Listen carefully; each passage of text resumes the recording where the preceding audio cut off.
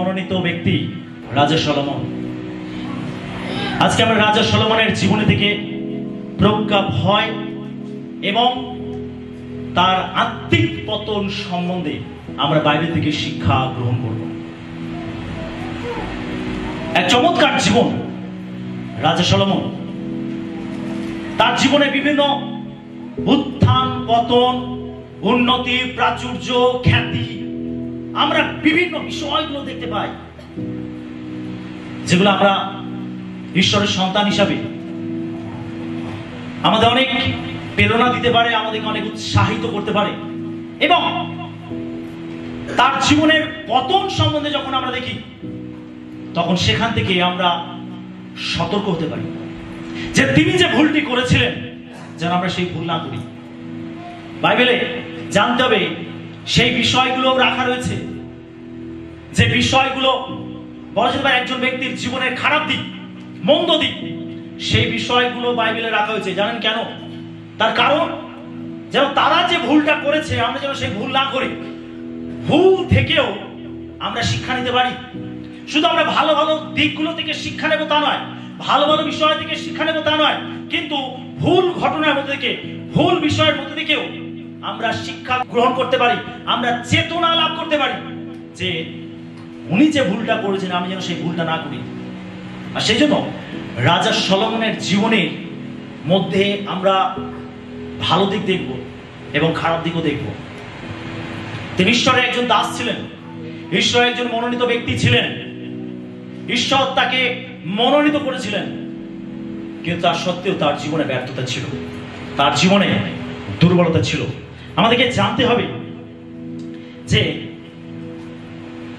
জ্ঞানী হয়েও, আত্মায় পূর্ণ হয়েও, ঈশ্বরের শক্তিতে ভরে থাকলেও অনেক সময় মানুষের জীবনে দুর্বলতা আসতেই পারে, মানুষের জীবনে দুর্বলতা আসতে পারে। রাজা সলোমনের জীবনে এসেছিল। তিনি একজন জ্ঞানবান ব্যক্তি ছিলেন, তিনি একজন ঈশ্বরের মনোনীত লোক ছিলেন, কিন্তু তার জীবনেও দুর্বলতার জায়গা ছিল। ঈশ্বর তিনি আমাদের প্রত্যেককে সাহায্য করেন, তিনি আমাদের প্রত্যেককে জীবনে আশা রাখেন যেন আমরা এই সমস্ত জীবনের মধ্যে থেকে আমরা শিক্ষা নেই এবং চেতনা লাভ করি, যাতে তারা যে ভুলটি করেছে আমরা যেন সেই ভুল না করি, যেন আমরা ঈশ্বরের সেবাতে আরো আগে যেতে পারি। আমেন। আমরা দেখবো 1 নম্বর পয়েন্ট, সলোমনের জ্ঞান ঈশ্বরের কাছ থেকে এসেছিল। আমরা প্রথম রাজাবলী তার 3:5 পদ দেখব। গিবিয়নে সদাপ্রভুর রাত্রিকালে স্বপ্নযোগে সলোমনকে দর্শন দিলেন। ঈশ্বর কহিলেন, যাচনা করো, আমি তোমাকে কি দেব। আমরা দেখতে পাই যে ঈশ্বর তিনি সলোমনকে মনোনীত করেছিলেন ইসরায়েলের রাজা হওয়ার জন্য। তিনি সলোমনকে মনোনীত করেছিলেন। সলোমনের জীবনী হলো অপরিসীম জ্ঞান, সাফল্য এবং মর্মান্তিক পতনের প্রতীক। তার জীবনে আমরা জ্ঞান দেখতে পাই, তার জীবনে আমরা সাফল্য দেখতে পাই। তিনি উন্নতির, প্রাচুর্যের একেবারে চূড়ান্ত পর্যায়ে পৌঁছেছিলেন। আবার তার জীবনে আমরা মর্মান্তিক পতনও দেখতে পাই। সেজন্য রাজা সলোমনের জীবনী অনুপ্রেরণামূলক এবং সতর্কতামূলক একটি জীবনী। সলোমনের জীবনী আমাদেরকে প্রেরণা দেয়, আবার সলোমনের জীবনী আমাদেরকে সতর্ক করে, আমাদেরকে এটা মনে করিয়ে দেয় যে আমাদের মধ্যে সবচেয়ে জ্ঞানী ব্যক্তিরাও পৃথিবীর প্রলোভনের কাছে ঝুঁকিপূর্ণ। যারা জ্ঞানেতে পূর্ণ তারাও প্রলোভনের মুখে পড়ে। তার জীবনী আমাদেরকে এটা দেখিয়ে দেয়। আমরা দেখতে পাই প্রথম রাজাবলী তার 3:5 পদে যে সলোমনের জ্ঞান ঈশ্বরের কাছ থেকে এসেছিল। রাজা সলোমন তিনি ঈশ্বরের জ্ঞান লাভ করেছিলেন। আমরা জানি বাইবেলের যদি একজন জ্ঞানবান রাজার কথা বলা হয় তাহলে প্রথমেই যার নাম আসবে তিনি কে? রাজা সলোমন। সম্পূর্ণ বাইবেলের মধ্যে যদি কোনো জ্ঞানবান ব্যক্তির কথা উল্লেখ করা হয় তাহলে আমাদের প্রথমেই যে নামটি আসবে আর তিনি হলেন রাজা সলোমন। হ্যাঁ, তিনি হলেন একজন জ্ঞানবান ব্যক্তি। আমরা দেখতে পাই যে রাজা সলোমন তিনি 1000 পশু বলি দিয়েছিলেন, 1000 পশু। তখনকার দিনে ঈশ্বরকে খুশি করার জন্য তারা বলিদান করত। ঈশ্বর এবং তাদের মাঝখানে পশুর রক্ত মধ্যস্থতা করত। এটা ঈশ্বর তাদেরকে এই ব্যবস্থা দিয়েছিলেন। আর সেই জন্য তখনকার দিনে ঈশ্বরের লোকেরা তারা বলিদান করত। রাজা সলোমন তিনি 1000 পশু বলি দিয়েছিলেন। 1000 পশু বলি দেওয়া এটা কোনো মজার ব্যাপার নয়, কিন্তু 1000 পশু বলি দিয়েছিলেন তিনি। 1000 পশু বলি দিয়ে তিনি এটা বুঝিয়েছেন যে তিনি ঈশ্বরের জন্য কতটা মূল্য চুকিয়েছিলেন। বলিদান সবসময় মূল্য চুকানোর কথা বলে। 1000 পশু এটা একটা সামান্য বিষয় নয়, একটা পশু নয়, দুটো পশু নয়, 1000 পশু বলি দেওয়া এটা যথেষ্ট সময় সাপেক্ষ, যথেষ্ট পরিশ্রমের ব্যাপার, যথেষ্ট ত্যাগের ব্যাপার। তিনি অনেক বড় ত্যাগ স্বীকার করেছিলেন। তিনি বলিদান করে 1000 পশু বলিদান করে তিনি অনেক বড় ত্যাগ স্বীকার করেছিলেন। তার এই 1000 পশু বলি এটা চিহ্নিত করে যে তার জীবনের ত্যাগ। বিশ্বাসী, বলিদান সবসময় ত্যাগের কথা বলে। যদি আমাদের জীবনে ত্যাগ না থাকে আমরা কখনো ঈশ্বরের অনুগ্রহ লাভ করতে পারি না। আমাদের জীবনে ত্যাগ প্রয়োজন আছে, ত্যাগ। খ্রিস্টীয় জীবন হলো ত্যাগের জীবন। আমরা যিশুকে দেখতে পাই, তিনি ত্যাগ স্বীকার করেছিলেন। ত্যাগ স্বীকারের চূড়ান্ত আদর্শ হলেন প্রভু যীশু খ্রিস্ট। তিনি ঈশ্বর হয়ে তিনি নিজের ঈশ্বরত্বকে সরিয়ে রেখেছিলেন। তিনি রাজাদের রাজা হয়ে, তিনি সৃষ্টিকর্তা হয়ে তিনি গোয়াল ঘরে জন্মগ্রহণ করেছিলেন। তিনি দিন বেশে এই জগতে এসেছিলেন। তিনি দরিদ্র পরিবারে জন্মগ্রহণ করেছিলেন। অতি সাধারণ মানুষ হয়ে তিনি জীবনযাপন করেছেন। তার জীবনে আমরা ত্যাগ দেখতে পাই। তিনি নিজেকে শূন্য করে দাসের রূপ ধারণ করেছিলেন। তিনি হলেন ত্যাগ স্বীকারের চূড়ান্ত আদর্শ। খ্রিস্ট জীবন হল ত্যাগের জীবন। তিনি নিজেকে জীবন্ত বলির উৎসর্গ করেছিলেন। কালভারি ক্রুশের উপরে তিনি নিজেকে জীবন্ত বলির উৎসর্গ করেছিলেন। বলিদান, জানতে হবে বলিদান হলো ত্যাগের প্রতীক চিহ্ন। আমাদের জীবনে যদি বড় বলিদান থাকে, আমাদের জীবনে যদি বড় ত্যাগ থাকে ঈশ্বরের জন্য, তার রাজ্যের জন্য, ধার্মিকতার জন্য, ঈশ্বর আমাদেরকে অনেক অনেক আশীর্বাদ করবেন। আমরা দেখতে পাই রাজা সলোমন যখন 1000 পশু বলিদান করেছিলেন, আর তারপরেই আমরা দেখতে পাই ঈশ্বর তাকে রাত্রিকালীন দর্শনে স্বপ্ন যোগে তিনি তার সঙ্গে সাক্ষাৎ করলেন। হালেলুয়া। আমরা দেখতে পাই যে রাত্রিকালে স্বপ্ন যোগে সলোমনকে দর্শন দিলেন। ঈশ্বর কহিলেন, যাচনা করো আমি তোমাকে কি দেব। তার এই বলিদান ঈশ্বরকে খুশি করেছিল, ঈশ্বরকে সন্তুষ্ট করেছিল। তিনি 1000 পশু বলি দিয়েছেন, আর এই ত্যাগ, এই বলিদান ঈশ্বরকে সন্তুষ্ট করেছিল। তাই স্বপ্নের মধ্যে ঈশ্বর সলোমনকে জিজ্ঞাসা করছে, বলো সলোমন, তুমি যাচনা করো আমার কাছে, আমি তোমাকে কি দেব। একটা সুন্দর সুযোগ ঈশ্বর তাকে দিয়েছে। চেন আমার কাছ থেকে তুমি কি চাইবে, তোমার কি প্রয়োজন, তুমি চেন আমার কাছ থেকে, বলো আমি তোমাকে কি দেব। ঈশ্বর সলোমনকে জিজ্ঞাসা করছেন, আমি তোমাকে কি দেব, তুমি আমার কাছ থেকে তা চেয়ে নাও।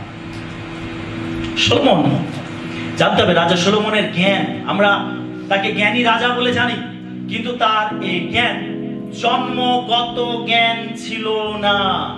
আমেন।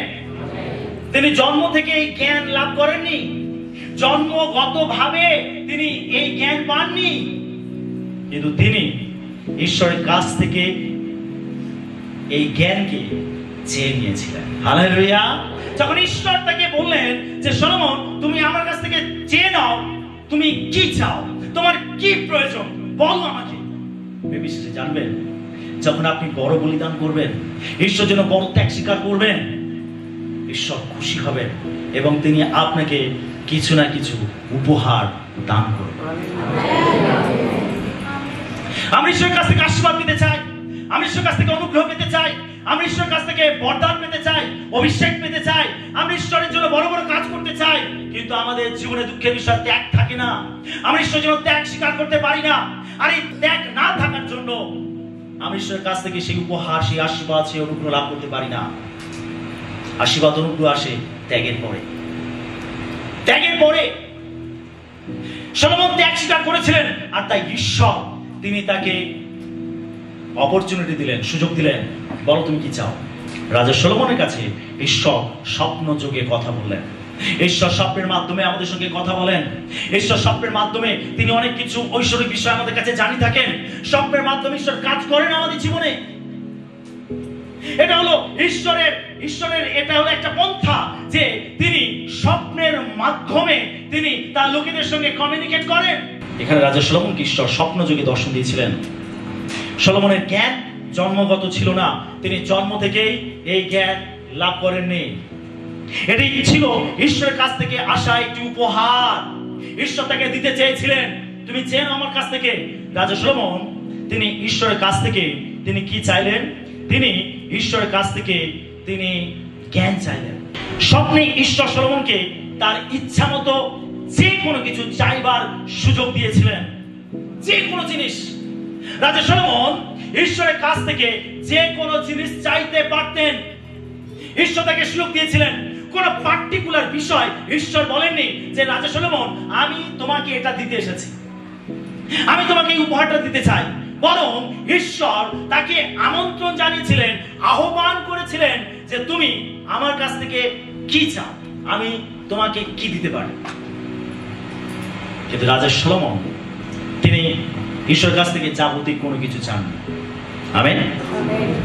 2 নম্বর পয়েন্ট আমরা দেখব, ধন সম্পদের পরিবর্তে রাজা সলোমন জ্ঞানের জন্য অনুরোধ করলেন।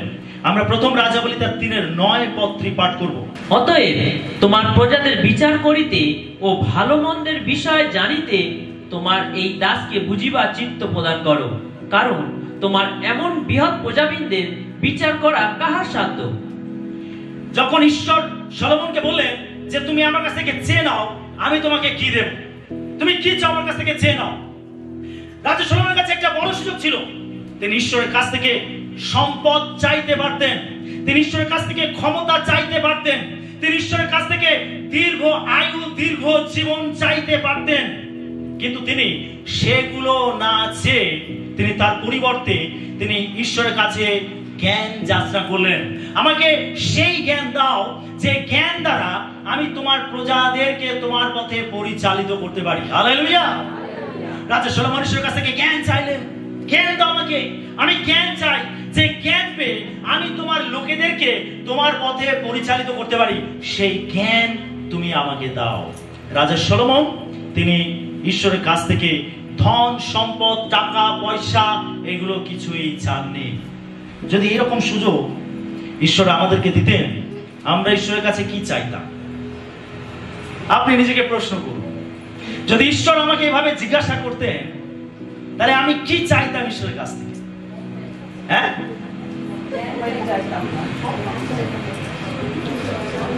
কি চাইতেন আপনি?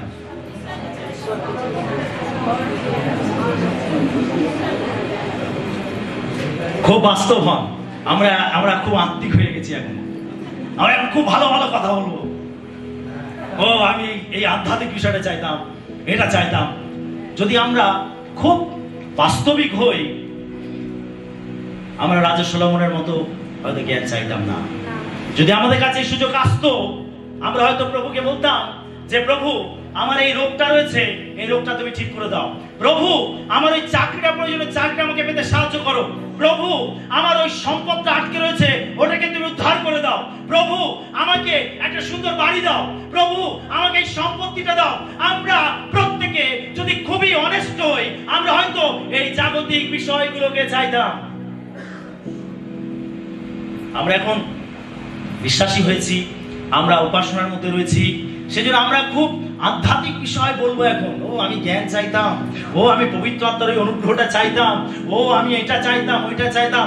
আমরা এখন খুব ভালো ভালো কথা বলবো। কিন্তু খুব প্র্যাকটিক্যাল হলে, খুব বাস্তবিক হলে আমার মনে হয় না যে আমরা রাজা সলোমনের মতো জ্ঞান চাইতাম। জোরে আমেন বলতে পারি? হয়তো এটা আমাদের শুনতে খারাপ লাগছে, কিন্তু এটাই বাস্তব। রাজা সলোমন তিনি ঈশ্বরের কাছ থেকে জ্ঞান চেয়েছিলেন। আমাকে জ্ঞান দাও, আমি তোমার লোকেদেরকে পরিচালনা করতে চাই, আমাকে জ্ঞান দাও। প্রিয় বিশ্বাসী, যখন আমরা ঈশ্বরের কাছ থেকে আধ্যাত্মিক বিষয়ে যাচনা করি, যখন ঈশ্বরের কাছ থেকে আমরা ঐশ্বরিক বিষয়ে যাচনা করি, আর যখন আমরা ঈশ্বরের কাছ থেকে সেটা লাভ করি, উপহার রূপে, আশীর্বাদ রূপে যখন আমরা লাভ করি, ওটাই আমাদের জীবনের প্রত্যেকটা প্রয়োজন মিটিয়ে দেবে। আমেন। ওটা আমাদের জীবনের প্রত্যেকটা প্রয়োজন মিটিয়ে দেবে। যখন ঈশ্বরের অভিষেক আমাদের জীবনে আসবে, ঈশ্বরের অনুগ্রহ আমাদের জীবনে আসবে, ঈশ্বরের আশীর্বাদ আমাদের জীবনে আসবে, আর ঈশ্বর যেটা দেবেন সেটা দ্বারাই আমাদের জীবনের উত্থানের দিক হবে, আমাদের জীবনের উন্নতির দিক হবে। সেটা আমাদের জাগতিক বিষয় চাইবার আগে আমাদের ঐশ্বরিক বিষয় আগে চাইতে হবে। আমেন। জাগতিক বিষয় চাইবার আগে ঐশ্বরিক বিষয় আমাদের আগে চাইতে হবে। রাজা সলোমন ঈশ্বরের কাছ থেকে জ্ঞান চেয়েছিলেন। তিনি এটা বলতে পারতেন, আমাকে দীর্ঘ আয়ু দাও, যেন আমি দীর্ঘ বছর আমি সিংহাসনে বসতে পারি এবং শাসন কার্য চালাতে পারি। তিনি চাইতে পারতেন অন্যান্য দেশগুলো আমার অধিকারে এনে দাও। তিনি চাইতে পারতেন অনেক সম্পদ। কিন্তু আমরা দেখতে পাই রাজা সলোমন তিনি ঈশ্বরের কাছ থেকে ঐশ্বরিক জ্ঞান যাচনা করেছিলেন, আর সেই জ্ঞানের প্রভাবে তিনি শুধু জ্ঞানবান রাজা নন, কিন্তু তিনি সাফল্যের চূড়ান্ত পর্যায়ে পৌঁছেছিলেন, তিনি খ্যাতির চূড়ান্ত পর্যায়ে পৌঁছেছিলেন। যখন ঈশ্বর অভিষেক আমাদের জীবনে আসে, ঈশ্বরের অনুগ্রহ আমাদের জীবনে আসে, আর সেই অনুগ্রহ আমাদের প্রত্যেককে টেনে ওপরের দিকে তোলে। আমেন। আপনার জীবনে খামতি থাকবে না, আপনার জীবনে অসম্পূর্ণতা থাকবে না। যখন ঈশ্বরের অনুগ্রহ আপনার জীবনে আসবে, সেটা আমাদের জাগতিক বিষয় চাইবার আগে আমাদের ঐশ্বরিক বিষয় প্রথমে চাইতে হবে। কিন্তু আমরা বহু বিশ্বাসী আছি, আমরা ঈশ্বরের কাছে এসে আমরা প্রথমে জাগতিক বিষয় চাই, জগতের জিনিস যেটা আমাদের কাছে চিরকালের জন্য থাকবে না, আমরা সেই বিষয়গুলোকে আগে প্রাধান্য দিই। কিন্তু যেটা আমাদের কাছে অনন্তকাল ধরে থাকবে, যেটা আমাদের জীবনের সকল আশীর্বাদের দরজা খুলে দিতে পারে, যেটা আমাদের জীবনকে পরিবর্তন করতে পারে, আমরা সেই ঐশ্বরিক বিষয়কে খুব কম চাই। আমেন। রাজা সলোমনের অনুরোধ ঈশ্বরকে সন্তুষ্ট করেছে। আমেন। যখন এত বড় একটা সুযোগ ঈশ্বর তাকে দিয়েছে, তখন রাজা সলোমন ঈশ্বরের কাছে ধন সম্পদ, দীর্ঘ আয়ু, তিনি জগতের কোন বিষয় তিনি চাননি, তিনি চাইলেন ঈশ্বরের কাছ থেকে জ্ঞান। আর সলোমনের এই অনুরোধ ঈশ্বরকে সন্তুষ্ট করেছিল। যখন আপনি এই জাগতিক বিষয়গুলোকে ছেড়ে আপনি ঐশ্বরিক বিষয়গুলোকে প্রায়োরিটি দেবেন, তখন আপনার জীবন দ্বারা ঈশ্বর সন্তুষ্ট হবেন। আর ঈশ্বর যদি আমাদের জীবন দ্বারা সন্তুষ্ট থাকে, তাহলে আমরাও প্রত্যেকে সন্তুষ্ট জীবন যাপন করতে পারবো। আমেন। তার এই অনুরোধ দেখায় যে সলোমনের হৃদয় ঈশ্বরের উদ্দেশ্যের সাথে সামঞ্জস্যপূর্ণ ছিল। ঈশ্বরের যে উদ্দেশ্য, সেটার সঙ্গে রাজা সলোমনের উদ্দেশ্য সামঞ্জস্যপূর্ণ ছিল। সে নিশ্চয় খুশি হয়েছিলেন। অনেক সময় ঈশ্বরের মতের সঙ্গে আমাদের মতের যদি মিল না হয়, ঈশ্বরের ইচ্ছার সঙ্গে যদি আমাদের ইচ্ছার মিল না হয়, আমরা সেই প্রার্থনার উত্তর পাই না। সেটা বাইবেল বলে ঈশ্বরের ইচ্ছা কি তাহা বুঝো আর সেই মতো প্রার্থনা করো। ঈশ্বরের ইচ্ছা আমাদেরকে বুঝতে হবে এবং সেই মতো প্রার্থনা করতে হবে। রাজা সলোমন ঈশ্বরের ইচ্ছাকে বুঝতে পেরেছিলেন এবং তিনি ঈশ্বরের ইচ্ছা অনুযায়ী প্রার্থনা করেছিলেন, আমাকে জ্ঞান দাও, আমি জাগতিক সম্পদ চাই না, আমি আমি আমি আমার দীর্ঘ আয়ু চাই না, আমি জাগতিক কোনো কিছু চাই না, আমাকে জ্ঞান দাও। আর সেই ঈশ্বর সন্তুষ্ট হয়েছিলেন, কেন ঈশ্বরের মতের সঙ্গে, ঈশ্বরের পরিকল্পনার সঙ্গে রাজা সলোমনের প্রার্থনা একই রকম ছিল, সামঞ্জস্যপূর্ণ ছিল।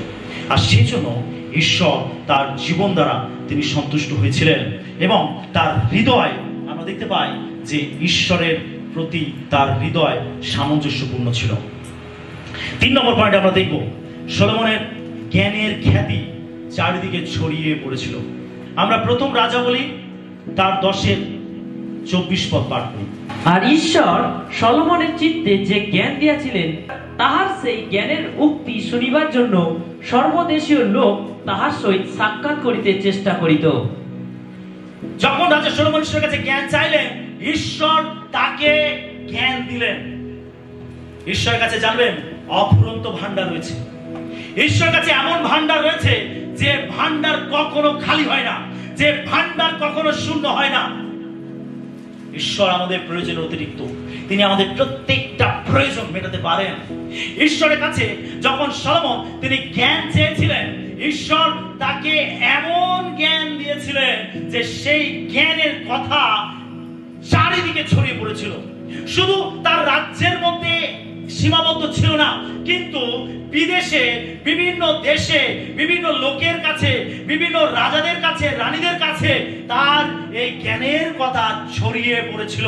আর তাই আমরা দেখতে পাই এখানে বাইবেল বলছে যে তার সেই জ্ঞানের উক্তি শুনিবার জন্য সর্বদেশীয় লোক তাহার সহিত সাক্ষাৎ করিতে চেষ্টা করিত। বিদেশ থেকে লোকেরা আসতো সলোমনের জ্ঞানকে পরখ করার জন্য। আমেন। তিনি এমন জ্ঞানবান ব্যক্তিতে পরিণত হয়েছিলেন। দেখুন, ঈশ্বরের অভিষেক তার উপর যখন এসেছিল, ঈশ্বরের জ্ঞান যখন তার উপর এসেছিল, তার সেই জ্ঞান শুধু তার দেশের মধ্যে সীমাবদ্ধ ছিল না, বরং তার জ্ঞানের কথা চারিদিকে ছড়িয়ে পড়েছিল। আর চারিদিক থেকে লোকেরা তার সঙ্গে সাক্ষাৎ করতে আসতো, তার জ্ঞানকে পরখ করতে আসতো। আমেন। সলোমনের জ্ঞান সারা বিশ্বে বিখ্যাত হয়ে উঠেছিল। রাজা রানীরা তার জ্ঞান পরখ করতে, তার সঙ্গে দেখা করতে আসতেন, যা নিশ্চিত করে যে ঐশ্বরিক জ্ঞান সবচেয়ে শক্তিশালীকেও আকর্ষণ করে এবং প্রভাবিত করে। আমেন। ঐশ্বরিক জ্ঞান সবাইকে, শক্তিশালী ব্যক্তিকেও আকর্ষিত করে এবং প্রভাবিত করে। সাধারণ মানুষরা তো প্রভাবিত হতো, এমনকি রাজা রানীরাও তারা প্রভাবিত হয়েছিল, শক্তিশালী ব্যক্তিরাও প্রভাবিত হয়েছিল সলোমনের জ্ঞানের জন্য। তার সঙ্গে সাক্ষাৎ করতে আসতো, তারা প্রভাবিত হয়েছিল। ঐশ্বরিক জ্ঞান অন্য মানুষের জীবনকে প্রভাবিত করতে পারে। আমেন। ঈশ্বরের কাছ থেকে আমাদের জ্ঞান যাচনা করতে হবে, ঈশ্বরের কাছ থেকে আমাদের আত্মিক বিষয় যাচনা করতে হবে। ঈশ্বর যখন আমাদের আত্মিক বিষয়গুলো দেবেন, তখন অনেক শক্তিশালী ব্যক্তিকেও আকর্ষিত করবে, অনেক শক্তিশালী ব্যক্তিকেও প্রভাবিত করবে। আমেন। যখন ঈশ্বরের অনুগ্রহ আপনার উপরে আসবে, ঈশ্বরের অভিষেক আপনার উপরে আসবে, ঈশ্বরের বিশেষ উপহার আপনি লাভ করবেন, প্রিয় বিশ্বাসী, অনেক শক্তিশালী ব্যক্তিও আপনার কাছে আকর্ষিত হবে এবং তাদের জীবন প্রভাবিত হবে। আমরা কি চাই সমাজে প্রভাব ফেলতে? আমরা কি চাই অন্যের জীবনে প্রভাব ফেলতে? তাহলে আমাদের জীবনে দরকার এই জাগতিক জিনিস নয়, আমাদের জীবনে দরকার ঐশ্বরিক জিনিস। হালেলুয়া। কিন্তু আমরা অনেকেই রয়েছি, আমরা জাগতিক বিষয় নিয়ে মানুষের জীবনে প্রভাব ফেলতে চাই, কিন্তু আমাদের জীবনে দরকার ঐশ্বরিক জিনিস, ঐশ্বরিক বিষয়। রাজা সলোমনের জীবনে ঐশ্বরিক জ্ঞান এসেছিল। তিনি ঈশ্বরের কাছ থেকে ঐশ্বরিক জ্ঞান লাভ করেছিলেন। ঈশ্বরের কাছ থেকে তিনি সুযোগ পেয়ে তিনি জ্ঞান চেয়ে নিয়েছিলেন। আর সেই জ্ঞানের প্রভাবে আমরা দেখতে পাই যে বিদেশের রাজা রানীরাও তারা সলোমনের কাছে আকর্ষিত হয়ে আসতো এবং তার জ্ঞানকে তারা পরখ করে দেখত। 4 নম্বর বিষয়, একটা জ্ঞানের দৃষ্টান্ত আমরা দেখি। প্রথম রাজাবলী তার 3 অধ্যায় 16 থেকে 27 পদ। সেই সময়ে 2টি স্ত্রীলোক তাহারা বেশ্যা রাজার নিকটে আসিয়া তাহার সম্মুখে দাঁড়াইল। একটি স্ত্রীলোক কহিল, হে আমার প্রভু, আমি ও এই স্ত্রীলোকটি উভয়ে এক ঘরে থাকি এবং আমি উহার কাছে ঘরে থাকিয়া প্রসব করি। আমার প্রসবের পর 3 দিনের দিন এই স্ত্রীলোকটিও প্রসব করিল। তখন আমরা একত্র ছিলাম, ঘরে আমাদের সঙ্গে কোনো অন্য লোক ছিল না, কেবল আমরা 2 জন ঘরে ছিলাম। স্বামী, আমরা এখানে 2 জন বেশ্যাকে দেখতে পাই। 2 স্ত্রীলোক যারা বেশ্যাবৃত্তি করত, আর তারা অন্তঃসত্ত্বা ছিল, তাদের গর্ভের সন্তান ছিল, আর তারা একই ঘরের মধ্যে থাকতো। আর এই 2 জন স্ত্রীলোকের মধ্যে একজন সন্তান প্রসব করলো, আর তার কয়েকদিন পরে আর একজনও সন্তান প্রসব করলো, আর তারা একই ঘরের মধ্যে ছিল। তারপর বলি, আর রাত্রিতে এই স্ত্রীলোকটির সন্তানটি মরিয়া গেল, কারণ এ তাহার উপরে শয়ন করিয়াছিল।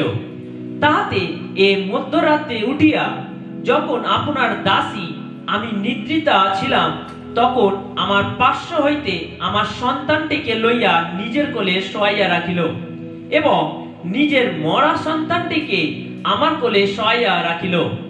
প্রাতকালে আমি আপনার সন্তানটিকে দুধ দিতে উঠিলাম, আর দেখো মরা ছেলে, কিন্তু সকালে তাহার প্রতি ভালো করিয়া দৃষ্টিপাত করিলাম, আর দেখো সে আমার প্রসূত সন্তান নয়। আমি এখানে আমরা দেখতে পাই যে এই দুইজন স্ত্রীলোক রাজা সলোমনের কাছে এসে বিচার চাইছে। তারা বিচার চাইছে যে এই দুইজন স্ত্রীলোক, তাদের যে সন্তান ছিল, দুজনে একই ঘরের মধ্যে ছিল, আর দুজনে অন্তঃসত্ত্বা ছিল, দুজনেরই সন্তান হয়েছিল, আর একটি সন্তান, জীবিত সন্তান রাজার কাছে এনে তারা দুইজনে দাবি করছিল এই সন্তানটি আমার। আরেকজন স্ত্রী বলছে এই সন্তানটি আমার। সন্তান একটি, কিন্তু মা দুজনে দাবি করছে আমার সন্তান ও আমার সন্তান। আর এই সমস্যা নিয়ে তারা রাজা সলোমনের কাছে এসেছিল বিচার চাইতে। আর এখানে এসে তারা রাজাকে বলছে যে কি ঘটনা ঘটেছিল। তারা বলছে যে আমার সন্তান, আরেকজন বলছে আমার সন্তান। এখন রাজা সলোমনকে এই সমস্যার সমাধান করতে হবে। এখন পুরো বৃত্তান্তটা তারা বলতে আরম্ভ করেছে। তারা বলছে আমরা একই ঘরের মধ্যে ছিলাম, আর আমি সন্তান প্রসব করলাম, ও সন্তান প্রসব করলো। আর যে অভিযোগ করছে সে বলছে যে ওর সন্তানটি সে শোয়ার ফলে কি হয়েছিল, তার গায়ের উপরে শুয়ে পড়েছিল, আর তার সন্তানটি মারা গেছে। আর সে কি করেছে, সেই মরা সন্তানটি আমার কাছে রেখে আমার সন্তানটা সে কেড়ে নিয়েছে তার কাছে। আর এই সমস্যা নিয়ে তারা রাজা সলোমনের কাছে এসেছিল পরিতা করে। অন্য স্ত্রীলোকটি কহিল, না, জীবিত সন্তান আমার, মৃত সন্তান তোমার। প্রথম স্ত্রী কহিল, না না, মৃত সন্তান তোমার, জীবিত সন্তান আমার। এইরূপে তাহারা দুইজনে রাজার সম্মুখে বলা বলি করলো। থামি, একজনের সন্তান মারা গেছে, আরেকটি সন্তান জীবিত ছিল। এই সন্তানকে নিয়ে এখন কারাগারি হচ্ছে। দুজনেই দাবি করছে যে আমার সন্তান, আরেকজন বলছে এ আমার সন্তান। পরিতার করে। তখন রাজা কহিলেন, একজন বলিতেছে এই জীবিত সন্তান আমার, মৃত সন্তান তোমার। অন্যজন বলিতেছে, না, মৃত সন্তান তোমার, জীবিত সন্তান আমার। পরে রাজা বলিলেন, আমার কাছে একখানা খড়গ আনো। তাহাতে রাজার কাছে খড়গ আনা হইল। রাজা বলিলেন, এই জীবিত ছেলেটিকে দুই খণ্ড করিয়া ফেলো, আর একজনকে অর্ধেক এবং অন্যজনকে অর্ধেক দাও। তখন জীবিত ছেলেটির যাহার সন্তান, সেই স্ত্রী রাজাকে বলিল, ফলে সন্তানের জন্য তাহার অন্তঃকরণ স্নেহে উত্তপ্ত হওয়াতে সে বলিল, হে আমার প্রভু, বিনয় করি জীবিত ছেলেটি উহাকে দিউন। ছেলেটিকে কোনো মতে বধ করিবেন না। কিন্তু অপরজন কহিল, সে আমারও না হোক, তোমারও না হোক, দুই খণ্ড করো। তখন রাজা উত্তর করিয়া কহিলেন, জীবিত ছেলেটি উহাকে দাও, কোনো মতে বধ করিও না, ওই উহার মাতা। Amen, hallelujah. একটা ছেলেকে নিয়ে দুই মা কারাকারি করছে, আমার ছেলে বলছে আমার ছেলে। রাজা সলোমন বড় সমস্যার মধ্যে পড়েছে। এই সমস্যার সমাধান করতে হবে। রাজা সলোমন সমস্ত ঘটনা শুনে তিনি বলেন, ঠিক আছে, একটা তরোয়াল নিয়ে এসো, আর এই ছেলেটিকে মাঝখান থেকে দুখণ্ড করে দাও, আর অর্ধেক ওই মাকে দাও, আর অর্ধেক এই মাকে দাও। যখন খড়গ আনা হলো, রাজা সলোমন দাসকে অনুমতি দিয়েছে, ছেলেটিকে ধরা হয়েছে। এইবারে তাকে তরোয়াল দিয়ে তাকে দুখণ্ড করা হবে, দু টুকরো করা হবে। যখন এরকম একটা অবস্থায় পড়েছে, তখন যার আসল সন্তান নয় সে কি বলছে, ঠিক আছে, ভালো হয়েছে, এ আমারও না হোক আর ওরও না হোক, একে তরোয়ালে দু টুকরো করে তো মারা যাবে, আরে আমারও হবে না, ওরও হবে না। কিন্তু যে প্রকৃত মা, তার হৃদয়ে স্নেহ রয়েছে, সন্তানের মধ্যে ভালোবাসা রয়েছে, তাই সে রাজাকে অনুরোধ করছে, রাজা মশাই আপনি কে মারবেন না, ওকে দিয়ে দিন, অন্তত জীবিত তো থাকবে, বেঁচে তো থাকবে। আমি আমার সামনে আমার সন্তানকে কিভাবে হত্যা করতে দেখতে পারি, সেটা ওকে দিয়ে দিন। যখন একজন বলল একে দুটুকরো করে দিন, আরেকজন বলল যে না ওকে দিয়ে দিন সন্তানটিকে, তখন রাজা সলোমন তিনি নিশ্চিত হলেন যে মা বলল এটা, যে সন্তানটা উহাকে দিয়ে দিন। তখন রাজা বললেন এই সন্তানটি এই মায়ের সন্তান। হালেলুয়া। রাজা বললেন ওকে দিয়ে দাও।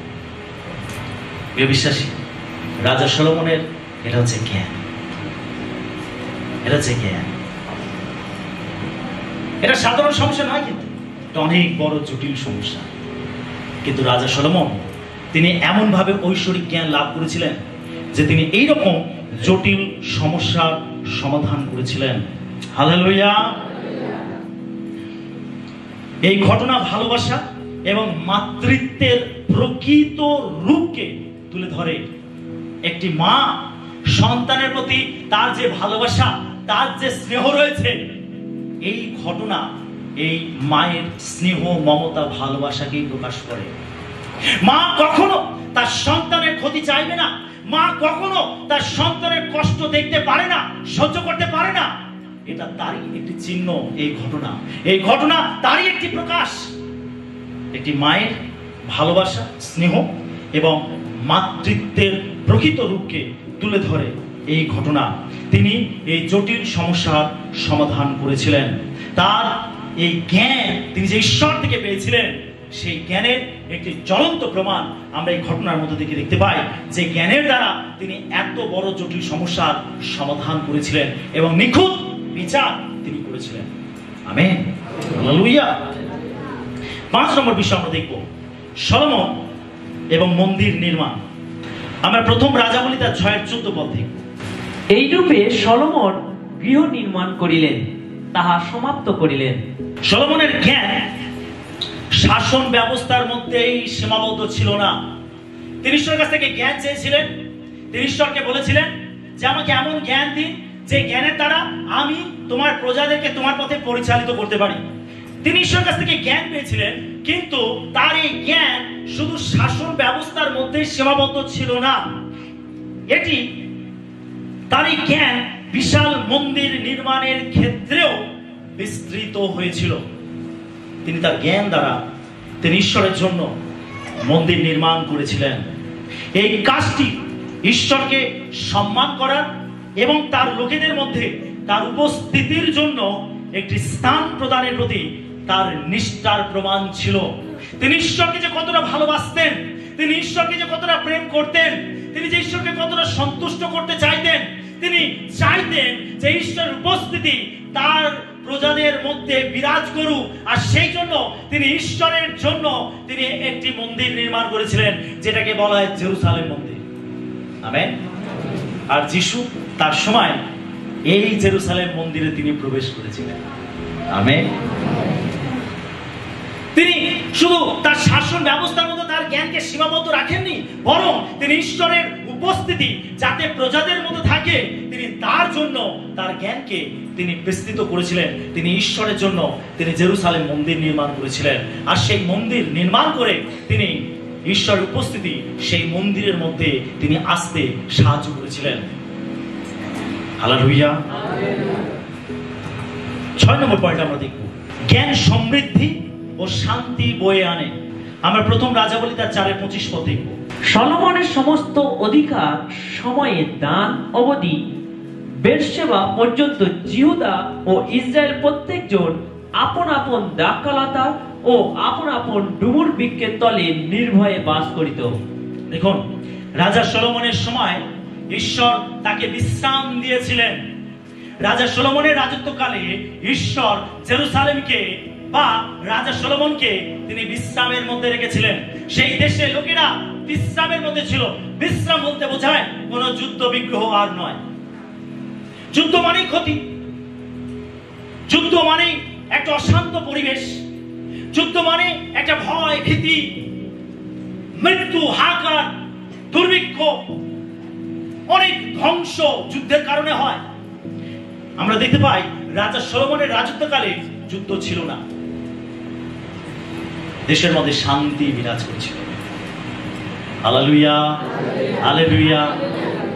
এর আগে আমরা দেখেছি অনেক রাজা যারা জেরুসালেমে রাজত্ব করেছে, রাজা রূপে তারা দেশকে শাসন করেছে, নেতৃত্ব করেছে, কিন্তু তাদের সময় অনেক যুদ্ধ লেগেছিল।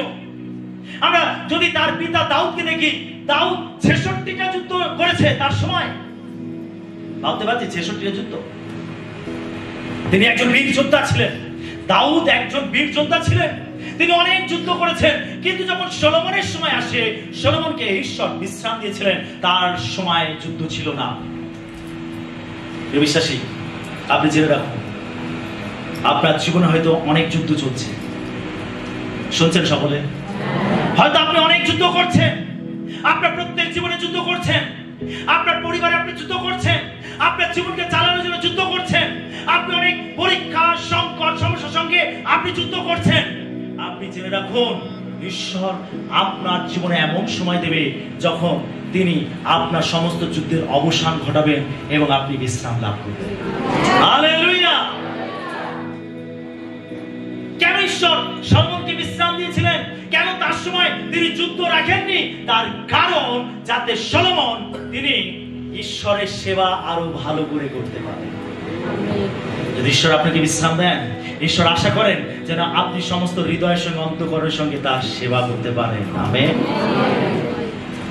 যখন আমাদের জীবনে চ্যালেঞ্জ থাকে, লড়াই থাকে, পরীক্ষা থাকে, যুদ্ধ থাকে, আমরা সেইগুলোর জন্য ব্যতিব্যস্ত থাকি, আমরা সেগুলোর জন্য চিন্তা ভাবনা করি, আমরা সেগুলো নিয়ে আমরা বিভিন্ন ভাবে বোঝা বহন করি। কিন্তু যদি আপনার জীবনে কোনো যুদ্ধ না থাকে, একটা পিসফুল লাইফ হয়, তাহলে সেই জীবনটা কেমন হবে? আপনি আরো বেশি প্রার্থনা করতে পারবেন, আরো বেশি ঈশ্বরের বাক্য পড়তে পারবেন, আরো বেশি ঈশ্বরের সঙ্গে সহযোগিতা করতে পারেন, আপনি আরো বেশি তার সেবা করতে পারেন। ঈশ্বর আপনাকে সেই রকম জীবন অবশ্যই দেবেন। হালেলুয়া। যেন আপনি সেই সময় আপনি তার প্রতি মনোনিবেশ করতে পারেন। শুধু যুদ্ধ, শুধু লড়াই, পরীক্ষা নিরীক্ষা, ও আর পাচ্ছি না, আর পাচ্ছি না। জেনে রাখুন, এই যুদ্ধ অবশ্যই একদিন থামবে এবং ঈশ্বর আপনাকে বিশ্রাম দেবে। আমেন। আমরা এখানে দেখতে পাই 25 পদে লেখা রয়েছে, সলোমনের সমস্ত অধিকার সময় দান অবধি বেরশেবা পর্যন্ত জিহুদা ও ইসরায়েল প্রত্যেকজন আপন আপন দ্রাক্ষালতার ও আপন আপন ডুম্বুর বৃক্ষের তলে নির্ভয়ে বাস করে।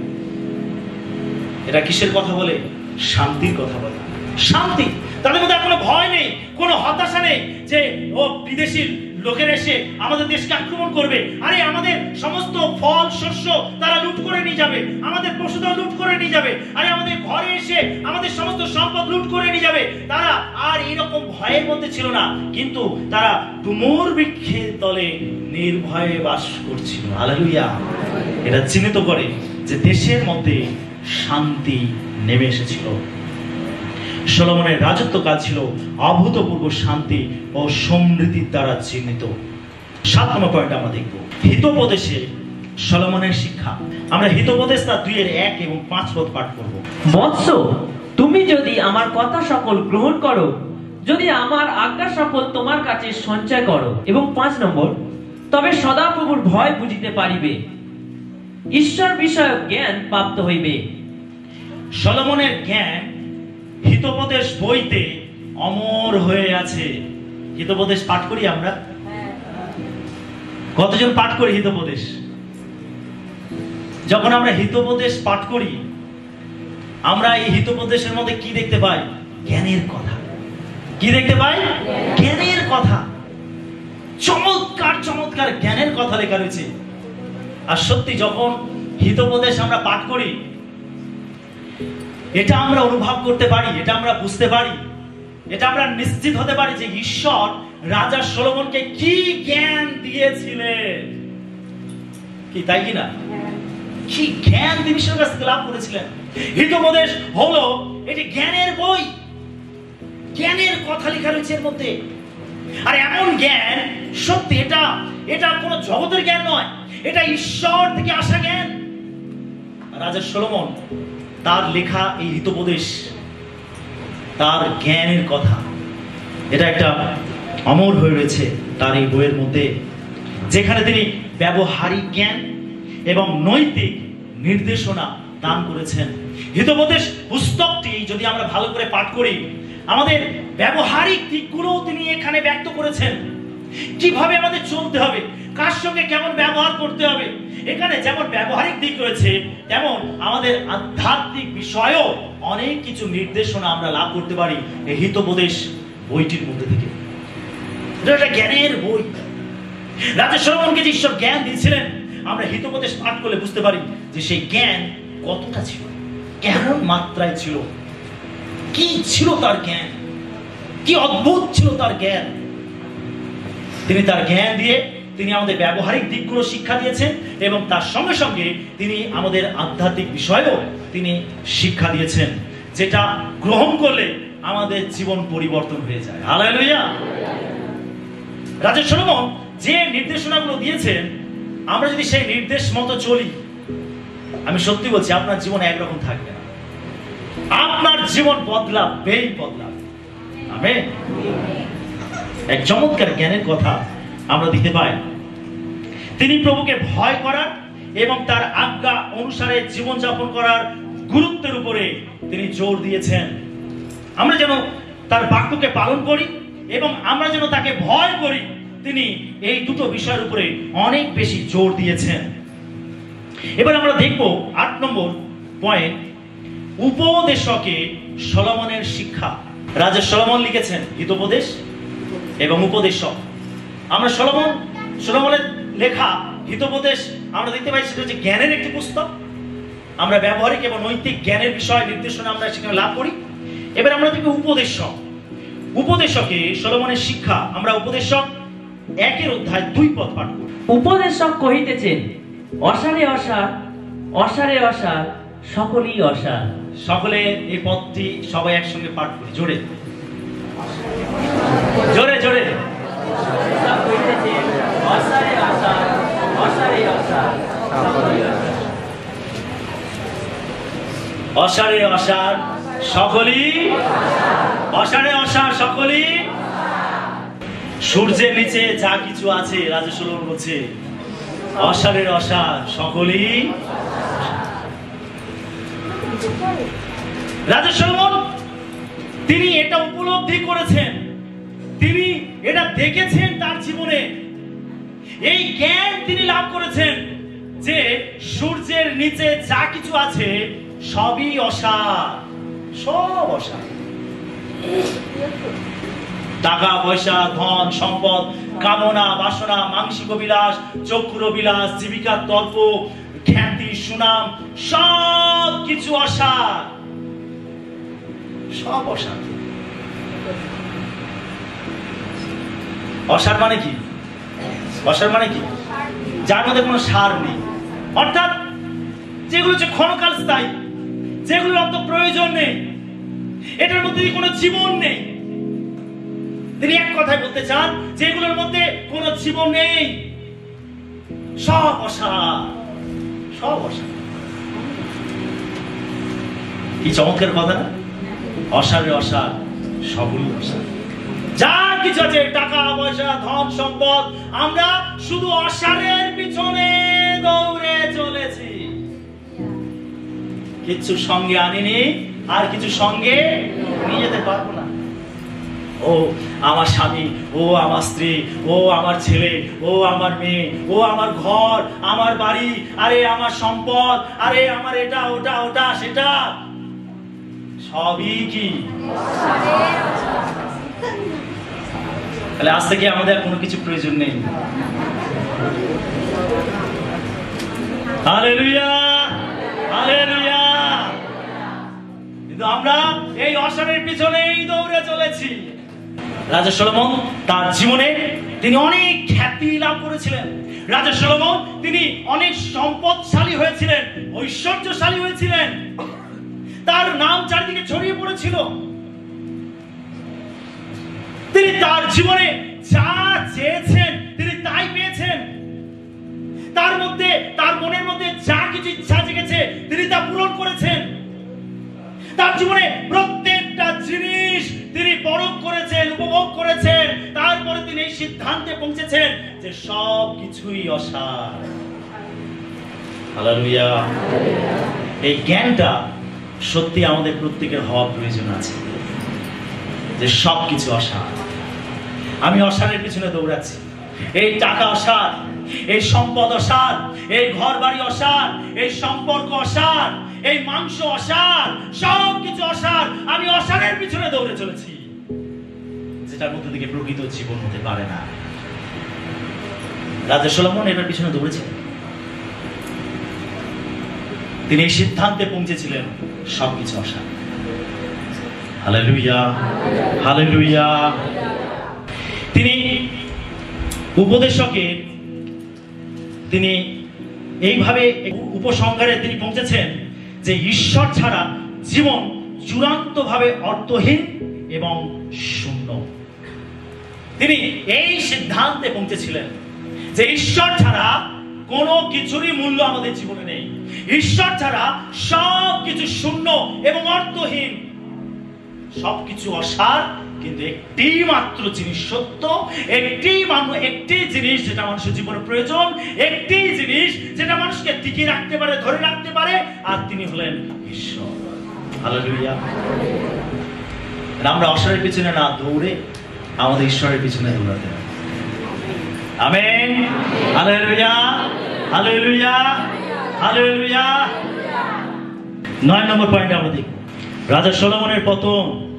প্রথম রাজা বলি 11:4 পদ আমরা দেখি। ফলে এইরূপ ঘটিল, সলোমনের বৃদ্ধ বয়সে তাহার স্ত্রীরা তাহার হৃদয়কে অন্য দেবগণের অনুগমনে বিপদগামী করিল। তাহার পিতা দাউদের অন্তঃকরণ যেমন ছিল, তাহার অন্তঃকরণ তেমনি আপন ঈশ্বর সদাপ্রভুর ভক্তিতে একাগ্র ছিল না। আমরা এতক্ষণ পর্যন্ত রাজা সলোমনের খুব ভালো ভালো বিষয় সম্বন্ধে আমরা শুনেছি। তার জ্ঞানের কথা, তার জীবন, তার মধ্যে যে প্রজ্ঞা, ঈশ্বরের প্রতি তার আকাঙ্ক্ষা, বাসনা, ঈশ্বরকে সেবা করার ইচ্ছা, ঈশ্বরের প্রতি তার উপহার। আমরা তার জীবনের এতক্ষণ ভালো ভালো দিকগুলো দেখেছি। এখন আমরা যে জায়গাটা এসেছি, এটা আমরা তার জীবনে একটি পতনের জায়গায় পৌঁছেছি। আমরা যদি প্রথম রাজা বলি তার 11 অধ্যায় পাঠ করি, আমরা এখানে দেখতে পাই হেডিং এ লেখা রয়েছে সলোমনের পাপে পতন ও তাহার ফল। তিনি সাফল্য, জ্ঞানের চূড়ান্ত পর্যায়ে পৌঁছেছিলেন, কিন্তু তার সত্ত্বেও আমরা দেখতে পাই তার জীবনে পতন।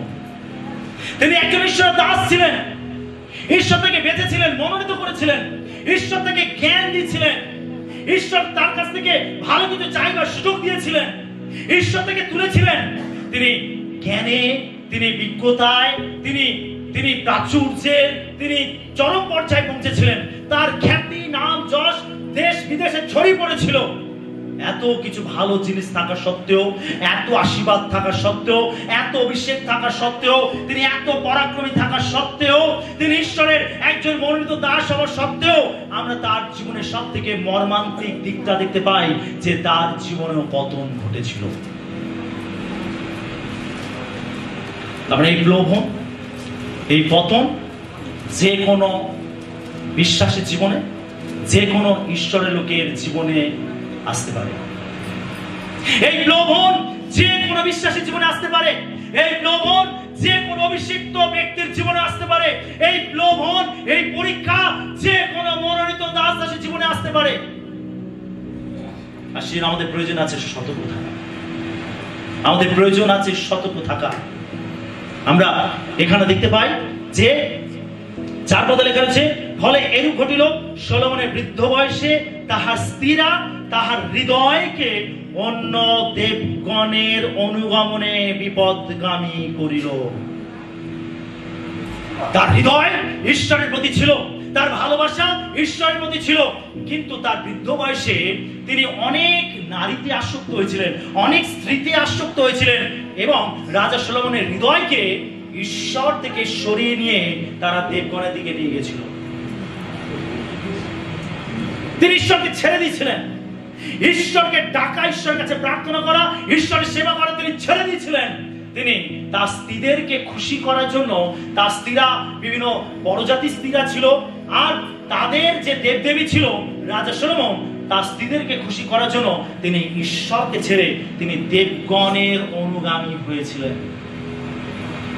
কেমন লাগছে এই ঘটনাটা শুনতে? ভালো লাগছে? কষ্ট লাগছে না? সত্যি এটা মর্মান্তিক, মর্মান্তিক। যদি আমরা প্রথম রাজাবলী 11:3 পদটা পাঠ করি, 700 রমণী তাহার পত্নী ও 300 তাহার উপপত্নী ছিল, তাহার সেই স্ত্রীরা তাহার হৃদয়কে বিপদগামী করিল। কত ছিল? 700 পত্নী, 300 উপপত্নী।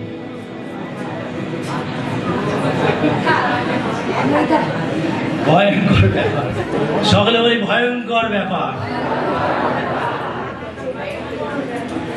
700 স্ত্রী আর 300 যেটা ছিল গার্লফ্রেন্ড।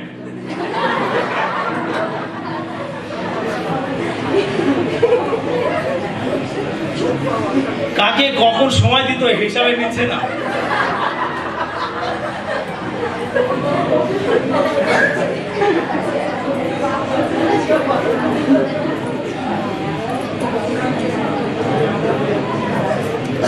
ভয়ঙ্কর ব্যাপার এটা। তার মানে রাজা সলোমনের পতন কি সাংঘাতিক হয়েছিল কল্পনা করতে পারছি। এই এত স্ত্রীদেরকে সে যে কিভাবে সামলাতো জানি না বাবা।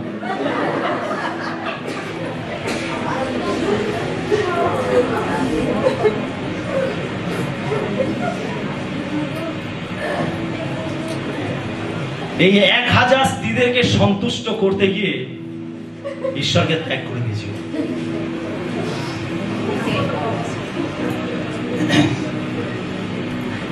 তার স্ত্রীরা যা বলতো রাজা সলোমনকে তাই করতে হতো। স্ত্রী রেগে যাবে আর ভালোবাসবে না।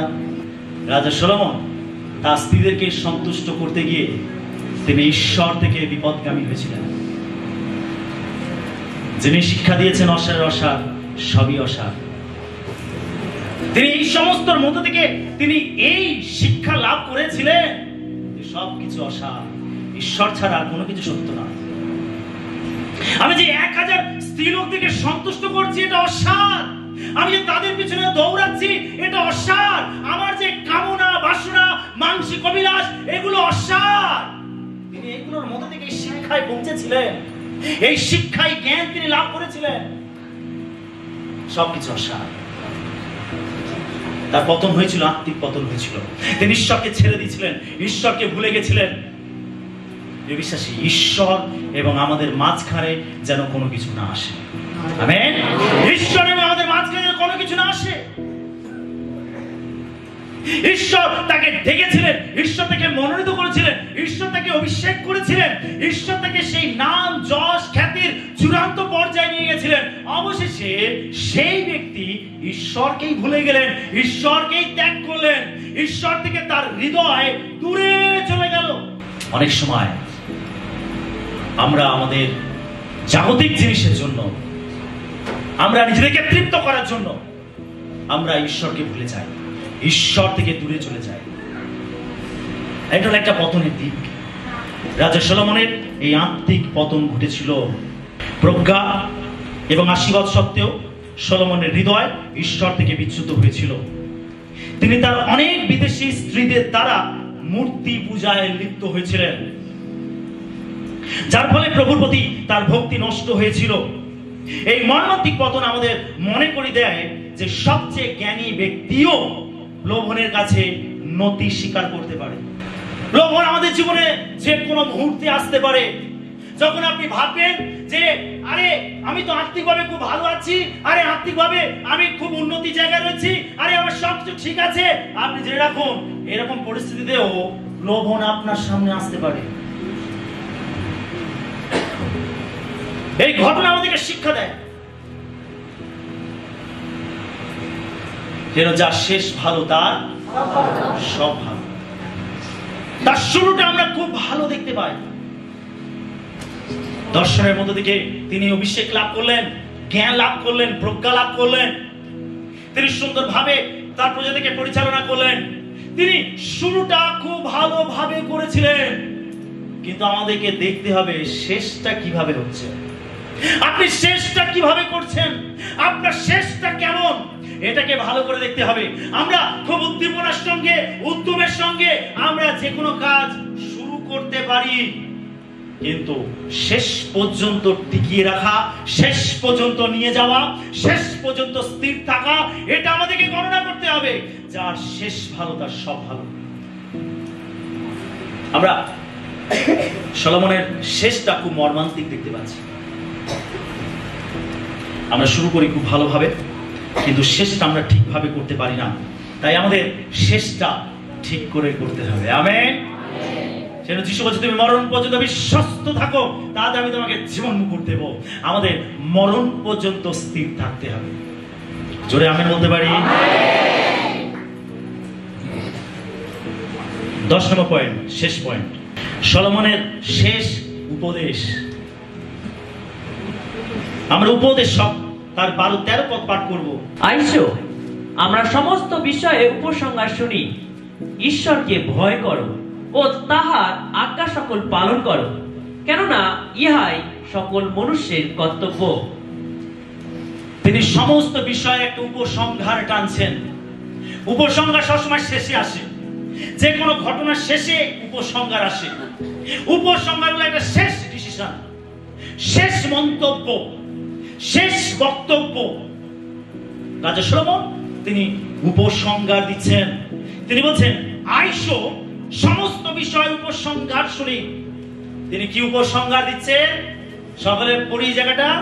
তিনি বলছেন, ঈশ্বরকে ভয় করো ও তাহার আজ্ঞা সকল পালন করো, কেন ইহাই সকল মনুষ্যের কর্তব্য। তিনি তার জীবনের উপসংহারে পৌঁছেছেন। তার জীবনটা শুরু হয়েছিল দর্শনের মধ্যে থেকে, তার জীবনটা শুরু হয়েছিল ঈশ্বরের সেবার মধ্যে থেকে। তিনি অনেক উঁচু পর্যায়ে পৌঁছেছিলেন, জ্ঞান লাভ করেছেন, যশ লাভ করেছেন, খ্যাতি লাভ করেছেন, প্রাচুর্য লাভ করেছেন। তিনি বিশ্রামের মধ্যে ছিলেন, প্রজাদেরকে সুন্দরভাবে পরিচালনা করেছেন। কিন্তু একটা সময় গিয়ে তিনি আত্মিকভাবে পড়ে গেছেন, ঈশ্বর থেকে দূরে চলে গেছেন। তার হৃদয় ঈশ্বর থেকে দূরে চলে গেছিল। তিনি আবার অবশেষে আমরা দেখতে পাই যে তিনি এগুলোর মধ্যে থেকে জ্ঞান লাভ করেছেন, শিক্ষা লাভ করেছেন, এবং তার জীবনের একটা উপসংহারে তিনি পৌঁছেছেন।